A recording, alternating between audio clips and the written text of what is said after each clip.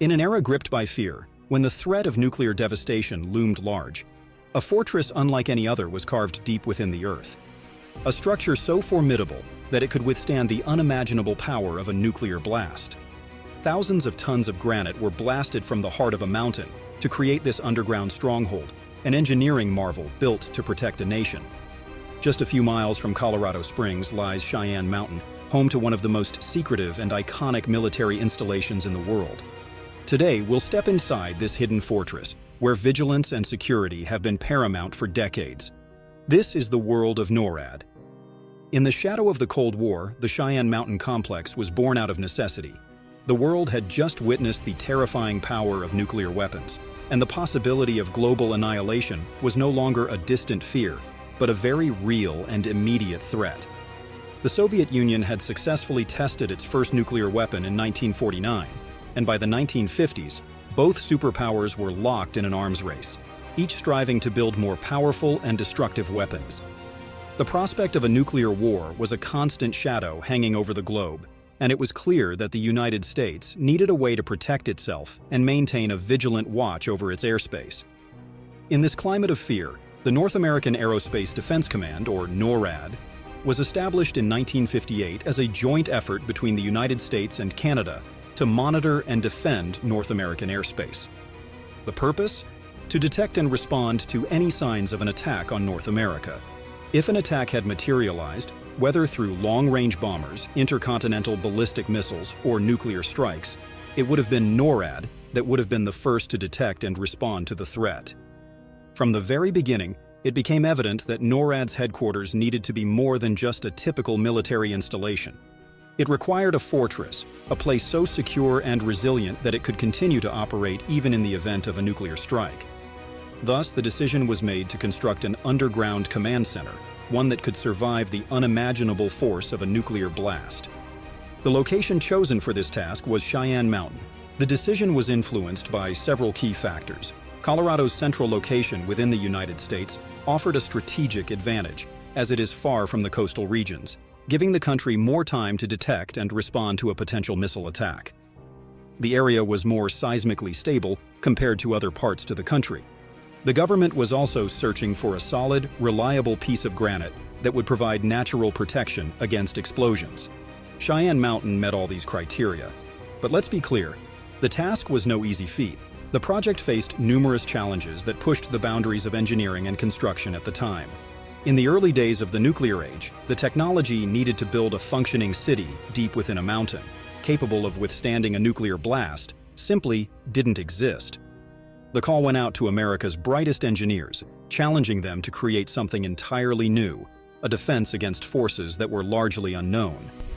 Just a quick moment before we unveil the rest. If you're new here, consider subscribing to this channel. Stay up to date and never miss out on the latest insights. The construction of the Cheyenne Mountain Complex began in 1961 and quickly proved to be a formidable challenge. The first hurdle? The sheer scale of the excavation required. To create the underground chambers that would house NORAD, workers had to remove over 1.5 million tons of solid granite, a task that involved using over 1.5 million pounds of dynamite. But they had to excavate in a way that would maintain the structural integrity of the mountain, and that led to another significant problem. The granite within the mountain was not as uniformly solid as they had hoped. In some areas, the rock was fractured and unstable, raising concerns about the mountain's ability to protect the complex in the event of a nuclear blast. This discovery could have derailed the entire project, but the engineers were determined to find a solution. So they employed a technique known as smooth blasting, which involved carefully calculated explosions designed to minimize damage to the surrounding rock. This method allowed them to create the necessary space while preserving the stability of the mountain's structure. However, smooth blasting alone was not enough to ensure the safety of the complex. The engineers also used a method called rock bolting, where long steel rods were inserted into the rock to hold it together and prevent any loose fragments from falling during a seismic event. In total, over 115,000 rock bolts were used to reinforce the mountain, effectively creating a network of support that kept the entire structure stable. Despite these measures, there was one area of the mountain where the rock was particularly weak, right above the main intersection of the tunnels that would lead to the NORAD Operations Center. This posed another critical risk, as any collapse in this area could have catastrophic consequences. To solve this problem, the engineers constructed a massive concrete dome within the mountain. This dome, which was built at the intersection of the tunnels, acted like a keystone in an arch, distributing the weight of the mountain and reinforcing the weaker areas of rock. The construction of this dome was a feat of engineering in itself, requiring the dome to be built outside the mountain, then disassembled, transported into the mountain, and reassembled piece by piece. The interior protective shell was finally completed in May of 1965. Then it would take 8 months just to install the complex electrical and surveillance equipment inside the mountain. After nearly 5 years of work, the Cheyenne Mountain Complex became fully operational on April 20, 1966. NORAD's Combat Operations Center wasn't the only system and command center that would be accommodated deep inside the mountain. The Space Defense Center, the Combat Operations Center, and the National Civil Defense Warning Center became fully operational in 1967. The construction of the complex cost around $142.4 million, covering everything from the excavation and building of the underground facilities to the installation of essential systems. Adjusted for inflation, this amount would be equivalent to approximately $1.1 billion in today's dollars. Now let's take a look at the internal design of the complex. It is often described as a fortress within a mountain, and for good reason. Inside lies a labyrinth of tunnels and chambers that house one of the most secure military installations ever built. The heart of the complex consists of 15 interconnected buildings, each constructed from steel and reinforced with layers of concrete. These buildings, which range from 2 to 3 stories high, are not simply placed on the rocky floor of the mountain. Instead, they are mounted on more than 1,300 massive metal springs, each weighing half a ton. These springs are not just a minor detail, they are a critical feature of the complex's design. In the event of an earthquake or a nuclear explosion, the springs allow the buildings to move and absorb the shock without collapsing or sustaining significant damage. This ingenious use of seismic protection means that the complex can survive even the most powerful blasts while maintaining its structural integrity. In theory, this system is designed to limit the movement of the buildings within the complex to no more than 1 inch during a catastrophic event. The bunker is engineered to endure the force of a 13-megaton nuclear explosion, detonated just 1.2 miles away. The network of tunnels that connects these buildings is equally impressive. Stretching over 2.5 miles, these tunnels provide the necessary infrastructure to support the complex's operations. They house miles of electrical wiring, plumbing, and ventilation systems, all designed to function under the most extreme conditions. The tunnels themselves are wide and tall, allowing for the easy transport of personnel and equipment throughout the complex. But they are also built with security in mind, with multiple checkpoints and security measures in place to prevent unauthorized access. One of the most iconic features of the Cheyenne Mountain Complex is its massive steel blast doors.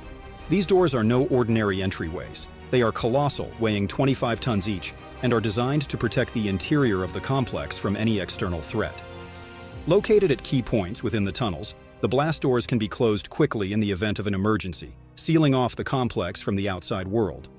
Despite their immense weight, they can be operated by a single person thanks to a system of carefully balanced hinges and counterweights. It takes just 45 seconds for one of these doors to close completely, creating an almost impenetrable barrier that can withstand the force of a nuclear blast. The blast doors are not just about physical protection. They are also part of a sophisticated security protocol. During the Cold War, these doors were kept in a state of readiness, with at least one door always closed to ensure that the complex remained secure at all times. It wasn't until 1992 that a decision was reached to keep both doors permanently open. Since then, aside from routine inspections, the only instance where both doors were closed occurred shortly after the terrorist attacks on September 11, 2001. The complex is equipped with blast valves throughout, along with an array of filters specifically designed to detect and capture chemical, biological, radiological, and nuclear contaminants. Given its potential role in responding to catastrophic events, the underground bunker isn't dependent solely on the national grid. It has its own power plant, supported by a diesel reservoir securely stored behind a closed wall. Additionally, the complex features independent systems for heating, cooling, and water supply. All these critical systems are maintained by the 21st Space Wing, now part of Space Delta I. a ground-based missile warning and space control unit, which ensures that everything operates with 99.999% reliability.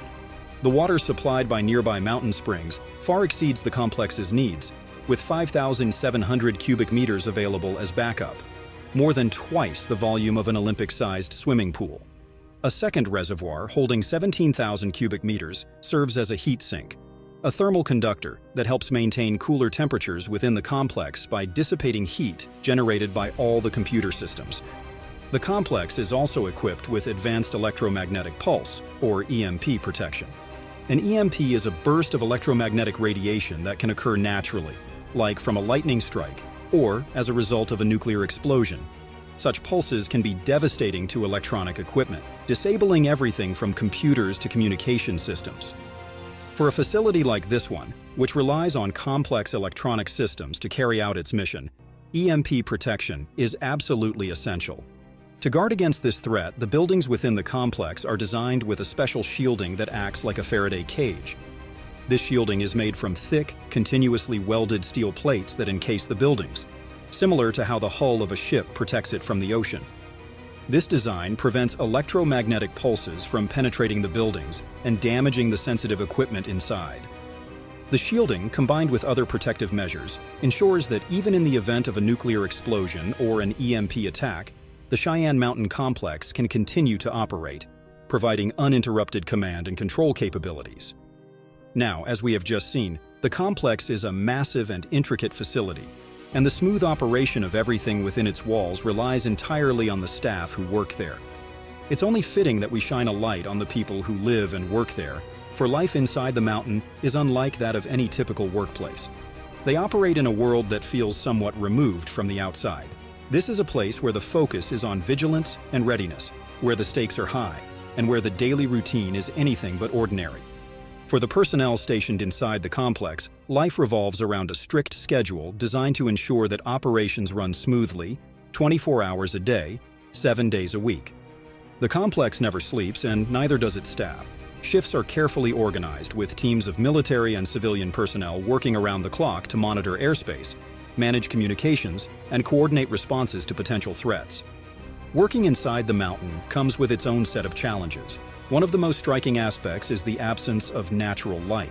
You know, since you are buried deep underground, there are no windows to the outside world. To counter this, the complex is equipped with facilities that help create a more normal living environment, despite the unique setting.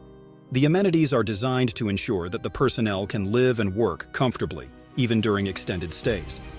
The complex includes a cafeteria, a gym, a chapel, and a medical center. There are also numerous recreational facilities outside, such as Mountain Man Park, picnic areas, softball fields, and a sand volleyball court.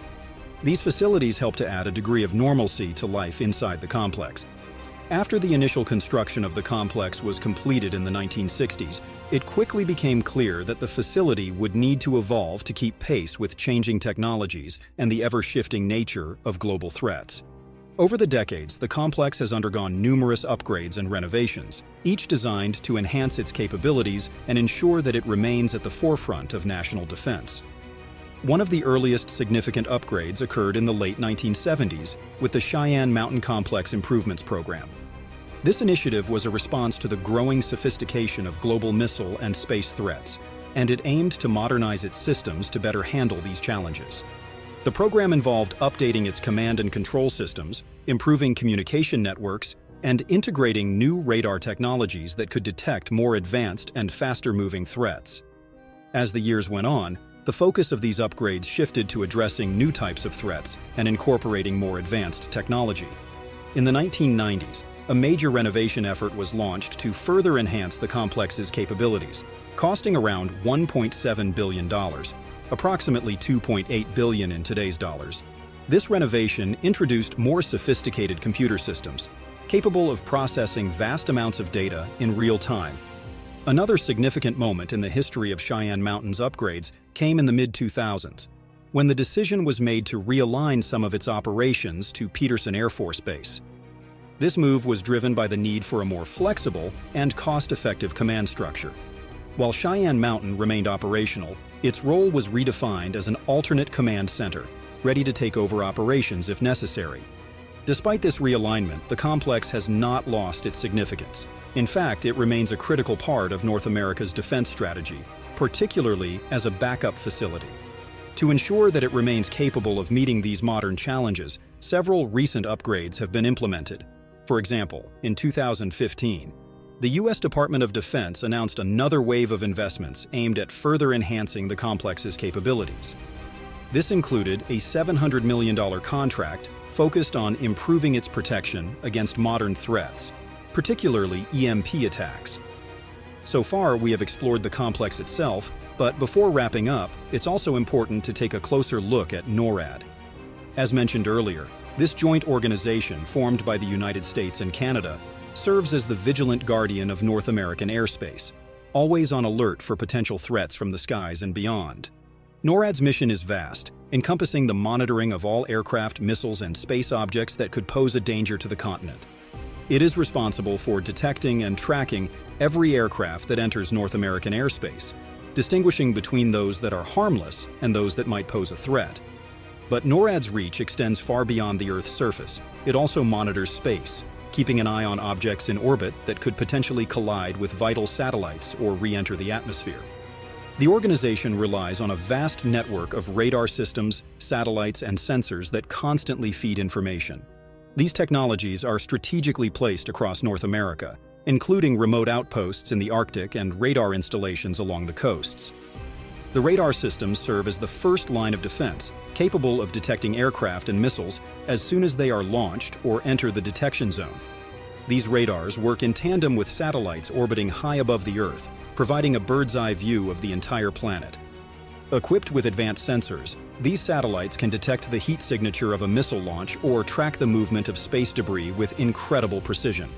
If something suspicious is detected, such as an unidentified aircraft or a missile launch, NORAD can quickly assess the situation and take appropriate action, whether that means scrambling fighter jets to intercept the aircraft or notifying other branches of the military about a potential threat. Throughout its history, NORAD has been tested in numerous high-stakes situations that have underscored the importance of its mission. One of the most significant moments came during the Cuban Missile Crisis in October 1962. During this tense standoff between the United States and the Soviet Union, NORAD played a crucial role in monitoring the skies for any sign of a Soviet missile launch. Another key moment in its history occurred during the Yom Kippur War in October 1973. As the conflict between Israel and its neighboring Arab states escalated, the United States became concerned about the potential for a broader superpower confrontation. In response, the U.S. military, under NORAD's guidance, elevated its alert status to DEFCON 3, an advanced state of readiness indicating the potential for imminent conflict. NORAD closely monitored the situation, ensuring that any Soviet aircraft or missiles would be detected and intercepted if necessary. Yet it's crucial to recognize that over the years, there have been a few close calls, at least 3 that could have had serious consequences. On November 9, 1979, a seemingly simple human error triggered a significant false alarm. A test tape was mistakenly loaded into NORAD's computer system without switching it to test mode. This mistake resulted in a cascade of false warnings, creating a scenario that appeared alarmingly real. Consequently, command posts worldwide were placed on high alert, with procedures initiated for a potential catastrophic event. Fortunately, the error was quickly recognized as a false alarm, and the heightened state of readiness was promptly scaled back before any irreversible actions were taken. Just a few months later, in June 1980, 2 additional incidents occurred due to a malfunctioning computer chip.